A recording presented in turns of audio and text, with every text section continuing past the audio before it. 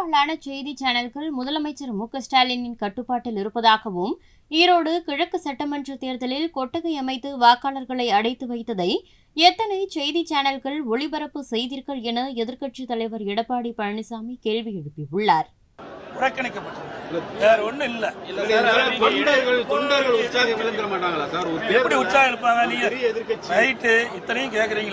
ஈரோடு கிழக்குல என்ன ஆச்சு சொல்லுங்க பாருங்க. எதையாவது இந்த ஊடக நண்பர்கள்லாம் பத்திரிகை நண்பர்கள்லாம் அந்த பட்டியல் அடைச்சது எடுத்து போட்டீங்களா? ஒருத்தரோட போடலையா? ஒரு சில தொலைக்காட்சி தான் நடுநிலையோட நடந்தது. பெரும்பாலான தொலைக்காட்சிகள் இந்த விடியா திமுக ஆட்சிக்கு இந்த முதலமைச்சருடைய கட்டுப்பாட்டில் இருக்குது. 36 இடத்துல இந்த ஈரோடு கிழக்கு சட்டமன்ற இடைத்தேர்தலில் கொட்டை அமைச்சு அவருடைய கூட்டணி வேட்பாளருக்கு ஆதரவா இந்த விடியா திமுக அமைச்சர்களும் இந்த அவருடைய கட்சி சேர்ந்தவர்களும் பாடுபட்டாங்களா இல்லையா? நான் சவால் விட்டேன். இனியும் இந்த கொட்டைகளை அடைச்சி வச்சிருந்தா நானே நேரில் வந்து அங்கே வாக்கு சேர்க்கணும்.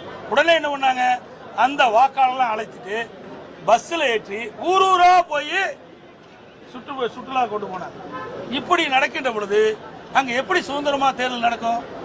அதனாலதான் நான் தேர்தல் மு.க. ஸ்டாலின் வந்த சட்டமன்ற தேர்தலில் வந்து 400க்கு மேல 200